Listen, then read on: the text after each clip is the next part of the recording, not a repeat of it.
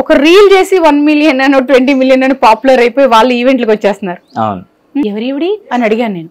అయ్యో అదేంటండి బాగా ఫేమస్ అయ్యారండి, మిలియన్స్ వెళ్ళిపోయి ఆవిడ రీలు, ఆవిడ తీసుకొచ్చాం ఈవెంట్కి. ఓహో అవునా. ఇంకొక ఆవిడ ఎవరెవరండి, అయ్యో థియేటర్లో మనం డాన్స్ చేశారు కదండి ఆవిడ. ఓహో అవునా, ఓ మీరు ఉన్నారా ఇండస్ట్రీలోని, అసలు కనిపించలేదేంటి ఇన్ని రోజులు అంటారు.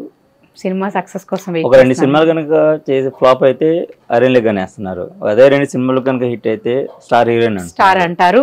మళ్ళీ హిట్ అయిన తర్వాత మళ్ళీ ఫ్లాప్లు వచ్చినా కూడా ఆ 2 మళ్ళీ ఏమి లేవు అని కూడా అంటారు. ఏమైనా జరగచ్చు.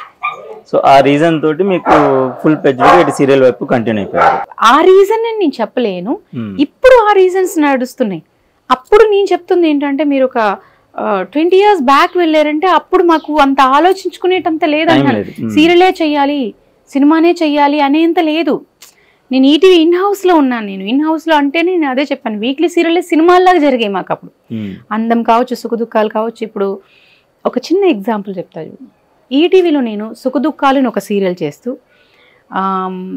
ఇక్కడ ప్రియమైన శత్రువుని ఒక సీరియల్ చేస్తున్నాను. ప్రియమైన శత్రు సీరియల్ ఏంటంటే మన హీరో సురేష్ గారు మార్నింగ్ నుంచి ఈవినింగ్ 6 o'clock వరకే ఉండేవారు. అది మంగళవారం నాడు టెలికాస్ట్ అయ్యేది. ఓకే, 8:30కి. ఆయన 6 o'clockకి ఆయన అయిపోతుందంటే నాకు ఇప్పుడు ఫ్లైట్ వచ్చి 7:30, 8 అలా ఫ్లైట్ ఆల్రెడీ టికెట్స్ పెట్టుకొని ఒక కార్ పెట్టుకొని రెడీగా ఉండేవారు.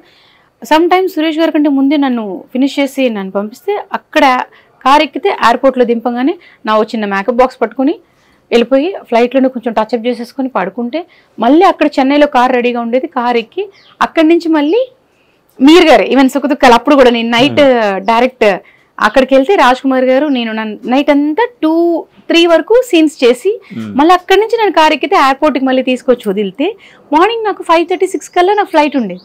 మళ్ళీ అక్కడ ఎక్కితే మళ్ళీ అక్కడెక్కి మళ్ళీ అంటే నా ఈ ఫ్రెష్ అప్ ఎక్కడ అయ్యేవారు మీరు అని అంటే సమ్ టైమ్స్ ఎయిర్పోర్ట్లోనే ఫ్రెష్ అప్ అయిన రోజులు ఉన్నాయి, సమ్ టైమ్స్ లొకేషన్స్లోనే ఫ్రెష్ అప్ అయిపోయిన రోజులు ఉన్నాయి. అలా నేను ఎగ్జాక్ట్గా 1 week అండి 7 days up and down day night చేసిన రోజులు ఉన్నాయి. ఇంక ఈ మధ్యలో నాకు సినిమాల గురించి ఆలోచించుకోవడానికి టైం ఏది. ఈ అలా కూడా ఉండే సిచ్యువేషన్లో నేను చేసిన సినిమాలే అమ్మాయి బాగుంది, అప్పుడు నా మొగుడు నాకే సొంతం, ఈ ప్రియమైన శత్రు, ఈ సుఖదుఖాలు ఇవన్నీ జరుగుతూ ఉన్నప్పుడే అమ్మాయి బాగుందికి మేము మధ్యలో మీరు ఈ మధ్యలో 3 రోజులు ఉన్నారా, ఈ మధ్యలో 2 రోజులు ఉన్నారా, మేము అలాగే చేసేసుకుంటాం అని అమ్మాయి బాగుంది సినిమా కూడా చేశాను నేను. అనేది అలా సినిమాలు చేయకూడదు అనేది లేదు. మళ్ళీ నాకు వాళ్ళు అడ్జస్ట్ అయితే సినిమాలు జరిగిపోతున్నాయి, సీరియల్స్ జరిగిపోతున్నాయి, షోస్ జరుగుతూ ఉండేవి. అలా జరిగింది. ఈవెన్ సైమల్టేనియస్గా నేను తమిళ సీరియల్స్ కూడా చేశాను నేను. ఓకే, అది సో ఇంకా అంత ఆలోచించుకోవడానికి ఏది, నేను ఇటు మూవీయే కాన్సన్ట్రేట్ చేయాలి, ఇటు సీరియలే కాన్సన్ట్రేట్ చేయాలి అనేది లేదు నాకు. వచ్చినట్టు చేసుకుంటూ వెళ్ళిపోయాను నేను. అందుకని ఇన్ని ప్రాజెక్ట్స్ అయ్యాయి. లేకపోతే అండ్ శ్రీదేవి డ్రామా కంపెనీ మీరు మధ్యలో పర్ఫార్మెన్సెస్ చేస్తున్నారు, అది హైపర్ ఆది గారితో కాంబినేషన్ సీన్స్. సో అదొక different journey, different entertainment. So మామూలుగా ఆది గారి మీద సోషల్ మీడియా బాగా నెగిటివ్ కామెంట్స్, ట్రోల్స్ బాగా వస్తుంటాయి. అంటే ఆయన వేసే స్కిట్స్లో కొన్ని డబుల్ మీనింగ్ డైలాగులు ఉంటాయని, అనసూయ గారి మీద పంచలేస్తుంటారు, రష్మి గారి మీద పంచలేస్తుంటారు. సో ఇది చూసినప్పుడు మీకు ఈ ఆదితో ఎందుకులే మనకు స్కిట్ చేయడము లేకపోతే ప్రోగ్రామ్ చేయడము ఇలాంటిది ఎప్పుడు అని అనిపించిందా మీకు? ఈ విషయం మీద మీకు ఒక చిన్న ఎగ్జాంపుల్ చెప్తాను. ఇంతకు ముందు ఒక ఆర్టిస్టు తన కెరీర్ని అంటే ఒక స్క్రీన్ మీద కనిపించు, తనకు ఒక పేరు రావాలి, తనకంటూ ఒక గుర్తింపు రావాలంటే ఆల్బమ్లు తీసుకుని ఆఫీసులు తిరుగుతూ ఒక క్యారెక్టర్ కోసం షూటింగ్స్కి వచ్చి ఆడిషన్స్ చేసి ఎన్నో పోరాటాలు జరిగితే కానీ ఒక సక్సెస్ అనేది లేదు. అంటే ఇప్పుడు మనం చెప్పుకునే చిరంజీవి గారు కావచ్చు, కమల్ హాసన్ గారు కావచ్చు, విజయశాంతి గారు కావచ్చు, పెద్ద వాళ్ళందరూ ఇలా స్ట్రగుల్ అయ్యి వాళ్ళకంటూ ఒక గుర్తింపు తెచ్చుకున్న వాళ్ళే. ఉన్న పొలంగా టక్మన్ సక్సెస్లోకి వాళ్ళు ఎక్కడో మీతందరూ కష్టపడి పైకి వచ్చిన వాళ్ళు. ఇప్పుడున్న సోషల్ మీడియాకి, ఇప్పుడు నేను చెప్పింది ముందు, ఇప్పుడు సోషల్ మీడియాకి ఒక రీల్ చేసి 1 మిలియన్ అని 20 మిలియన్ అని పాపులర్ అయిపోయి వాళ్ళు ఈవెంట్లకు వచ్చేస్తున్నారు. ఎక్కడో థియేటర్లో సడన్ గా అలా ప్లీజ్ డాన్స్ చేశారంటే వాళ్ళు పాపులర్ అయిపోతున్నారు. లేదా ఎక్కడో రోడ్డు మీద ఉండి వాళ్ళు ఏదైనా ఇన్సిడెంట్ చేసి బూతులు మాట్లాడో లేక ఏదైనా ఒక ఇష్యూ చేస్తే వాళ్ళు పాపులర్ అయిపోతున్నారు, వెళ్ళిపోతున్నారు. ఇప్పుడు చెప్పండి, పాపులర్ అవడానికి అది ఈజీయా, ఇది ఈజీయా?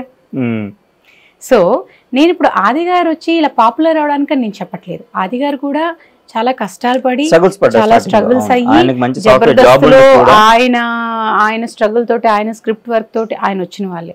నేను అంటుంది ఏంటంటే ఇప్పుడు ఏదైనా ఒక ట్రోల్ అయింది అనుకుందాం, ఆ ట్రోల్ వచ్చి మనం చేసేటప్పుడు మనకు తెలియదు ఇది సక్సెస్ అవుతుంది ఇది సక్సెస్ అవ్వదు అనేది మనకి తెలియదు.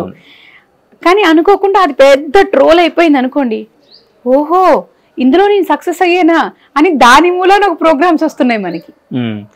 ఇప్పుడు జనరేషన్ అలా ఉందంటున్నాను నేను. అంటే మేము మొన్న ఈవెంట్కి వెళ్ళినప్పుడు చూస్తే ఆవిడేదో ఒక రీల్ చేశారంట, ఆ రీల్ త్రూ ఫేమస్ అయ్యారంట. ఎవరివిడి అని అడిగాను నేను. అయ్యో అదేంటండి బాగా ఫేమస్ అయ్యారండి, మిలియన్స్ వెళ్ళిపోయి ఆవిడ రీలు, ఆవిడ తీసుకొచ్చాం ఈవెంట్కి. ఓహో అవునా. ఇంకొక ఆవిడ ఎవరెవరండి, అయ్యో థియేటర్లో మనం డాన్స్ చేశారు కదండి ఆవిడ. ఓహో అవునా. అంటే నేను అనేది యూట్యూబ్ అనేది సోషల్ మీడియా అనేది వచ్చి ఇప్పుడు ఫేమస్ అవ్వడానికి అప్పట్లోలాగా ఆల్బమ్లు పట్టుకొని తిరగక్కర్లేదు, ఆడిషన్స్ అన్ని కష్టాలు లేవు. వీడియో చేసి దానికి ఒక లేదా ఎక్కడైనా మీరు పెద్ద ఇష్యూ క్రియేట్ అయిపోయి మీడియా వాళ్ళంతా చూసో లేదా ఒక రీల్సో యూట్యూబ్స్కో ఏదైనా ఒక ఇష్యూ క్రియేట్ అయితే పాపులర్. మీరు దానికి వచ్చి ట్రోల్స్ అయ్యే పెద్ద పాపులర్. ఎందుకంటున్నాను, ఎందుకు ఆ క్వశ్చన్ వేసానంటే ఇప్పుడు రష్మి గారు వీళ్ళు అంటే గ్లామర్ కాస్ట్యూమ్స్ లో కనిపిస్తారు, లేకపోతే వాళ్ళ మూవీస్ వేరున్నాయి, అది వేరు. భావన గారు కంప్లీట్ ఫ్రేమింగ్ వేరు జనాల మైండ్లో, హోమ్లీ క్యారెక్టర్స్ పాస్ట్ వదిలేసి ఇప్పుడు ఈ సీరియల్స్ అని తీసుకుంటే. సో అలాంటి భావన గారు మళ్ళీ డ్యాన్స్ షోస్లో and songs performance, so Aadi మీద ఉన్న కొంత నెగిటివిటీ ఈవిడ మీదకి వస్తుందేమో అని ఫీల్ అయ్యే వాళ్ళు ఏ ఎపిసోడ్కి ఆ ఎపిసోడేనండి, అలా ఏం లేదు. ఇప్పుడు మనం శ్రీదేవిలోని చాలా మంది అబ్బాయి ఎప్పుడు చూసినా మీరు వస్తున్నారండి అని అంటారు, కానీ వాస్తవానికి అది నిజం కానే కాదు. ఇప్పుడు ఎంత టాలెంట్ ఉన్నా ఏం చేసినా, ఇప్పుడు శ్రీదేవి డ్రామా కంపెనీకి ఒక 3-4 డైరెక్టర్స్ ఉన్నారు అని అంటే 4 డైరెక్టర్స్ నన్ను పిలవాలని రూల్ లేదు. ఓకే, ఎప్పుడో ఒక డైరెక్టరు, ఇప్పుడు అందులో కూడా చూసారంటే ప్రదీప్ గారు అనే ఒక డైరెక్టర్ గారి మాత్రమే నేను ఎక్కువ ఎపిసోడ్స్ చేసినవి, మిగతా వాళ్ళే వచ్చి చాలా తక్కువ నేను చేసింది. అంటే మనకుండే ఇంపార్టెన్స్ కావచ్చు, ఇప్పుడు ఒక షో చేసేయడం ఇంపార్టెంట్ కాదు, ఆ షోలో మనకుండే ఇంపార్టెన్స్ ఒక డాన్స్ కావచ్చు, ఆ డాన్స్ కూడా ఎంతవరకు సక్సెస్ అయింది అనేది కూడా ఉంటుంది. అలా శ్రీదేవి ఇప్పుడు ఒక 2 ఏళ్ళ నుంచి నడిస్తే ఆ 2 ఏళ్లలో నేను తిప్పి కొడితే ఒక 15 పాటలు చేశాను అనుకోండి, ఆ 15 పాటలకి ఎక్కడ చూసినా అబ్బా ఆవిడ ఎప్పుడు చూసినా శ్రీదేవిలో కనిపిస్తున్నారు అంటున్నారు. అది వాస్తవమే కాదు. మొత్తం మీరు లెక్క పెట్టి చూస్తే తిప్పి కొడితే 15-20 పాటలు ఉంటాయేమో నాది అంతే. మరి నెలకి ఒక 4-5 ఆదివారాలు వస్తాయి కదా, మరి నా ఎందుకు 20 పాటలే ఉంటాయి? మరి అలా అయితే 4-5 ఆదివారాలు 5 వారాలు నేను ఉండాలి కదా, 5 వారాలు ఒక్క ఆదివారమే నేను ఉంటాను. కానీ దానికే అంత పాపులారిటీ ఇదైంది. అంటే అక్కడ మీకు కావాల్సింది ఏంటి? Publicity, popularity, trolls.